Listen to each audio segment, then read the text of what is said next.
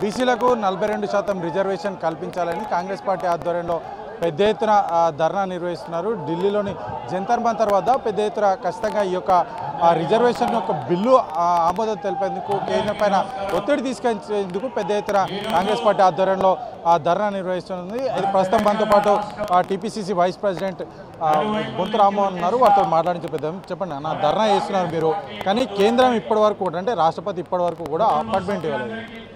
ఒకటి తెలంగాణ రాష్ట్రంలో dedicated commission మరి అసెంబ్లీ తీర్మానంతో ఒక పద్ధతి ప్రకారం తీసుకొచ్చిన బిల్లును మరి భారత పార్లమెంట్లో పెట్టి 9th షెడ్యూల్ చేర్చాలని చెప్పి మరి కేంద్ర ప్రభుత్వం పైన ఒత్తిడి తేవడానికి మరి ఈరోజు చేసే ధర్నా ఏదైతుందో మరి ఆ ధర్నాకు ఇండియా కూటమిలో ఉన్న అన్ని పార్టీలు కూడా మద్దతు ఇచ్చాయి.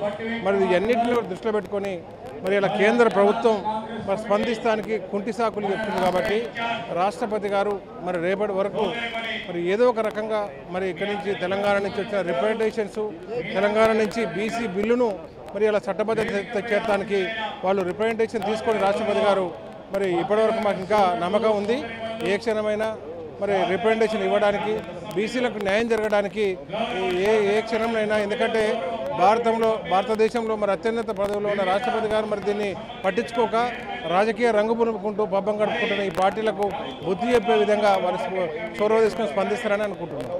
ముస్లింల కోసమే ఈ యొక్క 42% రిజర్వేషన్ల కోసం కాంగ్రెస్ పార్టీ ప్రయత్నం చేస్తుంది, బీసీలను మోసం చేస్తుంది అని చెప్పేసి బీజేపీ పార్టీ. ఒకటి బీజేపీ పాలిత రాష్ట్రాల్లో మరి ముస్లిం రిజర్వేషన్లు ఇవన్నీ కూడా మరి అక్కడ ఉన్నాయి. మరి అదేవిధంగా తమిళనాడులో ఉన్నాయి. ఎక్కడ లేని విధంగా ఇక్కడ తెలంగాణలో ఏది కూడా లేదు. అన్నీ మిగతా రాష్ట్రాల్లో దేశంలో ఏదైతుందో దాని రూల్ ప్రకారమే సిస్టమ్ ప్రకారం ఇక్కడ కూడా పెట్టారు. ఏదో ఒక కుంటి సాకులు పెట్టి తప్పించుకోవడానికి బీసీలపైన నిజమైన ప్రేమ ఉంటే పెదాలపైన కాకుండా గుండెల్లో ప్రేమ ఉంటే ఏ వంకలు పెట్టకుండా చేసుకోరు. ఇలా ముస్లింలు అంటే ముస్లింలు కూడా అందరూ ఓసీలు ఉండరు, మార్వాడీలో ఉండరు, సిక్కులో ఉండరు. ఇలా హిందువులలో ఏ రకంగా అయితే ఉంటారో దాంట్లో కూడా బడుగు బలైన వర్గాలు ఉంటారు, దాంట్లో కూడా దళితులు ఉంటారు, అందరూ కూడా అలా ఉంటారు. కాబట్టి గతంలోనే మరి 10 సంవత్సరాల కింద 15 సంవత్సరాల కింద గతంలో కూడా దీనికి సంబంధించిన డిస్కషన్స్ అయినాయి. దీంట్లో ముస్లింలు అందరూ కూడా ఓసీల కింద వేసినట్టు వేసి దాన్ని తప్పించుకునే ప్రయత్నం చేయడం అనేది కరెక్ట్ కాదు. గుజరాత్ లాంటి రాష్ట్రంలో మరి మీరేం చేస్తారు బీజేపీ ప్రభుత్వాలు అనేది తెలుసుకోవాలి.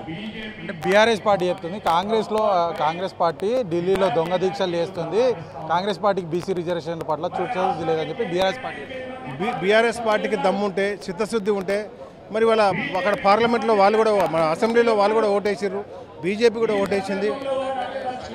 ఇదే మరి ఢిల్లీలో వాళ్ళు మరి నిజమైన దీక్ష చేసి పార్లమెంట్లో బిల్లు పెట్టి 9th షెడ్యూల్లో చేర్చాలని వాళ్ళు మరి నిజమైన దీక్ష చేస్తే సరిపోద్ది. దీక్ష చేసే వాళ్ళని కించపరచుది కాదు, మీరేం చేస్తారు దానికి సంబంధించిన చేయాలి తప్పితే ఎక్కడ తప్పించుకునే ప్రయత్నం చేయడం ఇది ఎవరికో మైలేజ్ వస్తుందని గురించి కాదు. బడుగు బలవర్గాల పేదలకు, ఓబీసీలకు, బీసీలకు న్యాయం జరగడానికి ఇవాళ కాంగ్రెస్ పార్టీ చేసేది చిత్తశుద్ధితో చేస్తుంది. మీరు మరి అదే చిత్తశుద్ధితో చేసి అంతకన్నా ఎక్కువ చిత్తశుద్ధి నిరూపించుకోవాలి తప్పితే తప్పించుకునే మరి నాటకాలు వేసి మరి ఎక్కడ కుట్రలు కుతంత్రాలు చేసుకుంటూ దీన్ని అడ్డుకునే ప్రయత్నం చేయొద్దని చెప్పి హెచ్చరిస్తున్నాం. ఏదైతే ఖచ్చితంగా బీసీ రిజర్వేషన్ అమలు కోసం ఎంతవరకైనా పోరాటం చేస్తాం, ఎవరైతే మాతో కలిసి వస్తారో వారందరినీ కూడా కలుపుకొని పోతాం, కానీ అడ్డుకునే వారి కుట్రలు మాత్రం ఖచ్చితంగా తిప్పి కొడతాం. ఎట్టి పరిస్థితుల్లో కూడా బీసీలకు 42% రిజర్వేషన్ అందించే విధంగా మేము కాంగ్రెస్ పార్టీ పోరాటం ఉంటుందని చెప్పేసి కూడా బొంతు రామ్మోహన్ చెప్తున్నారు. కెమెరామెన్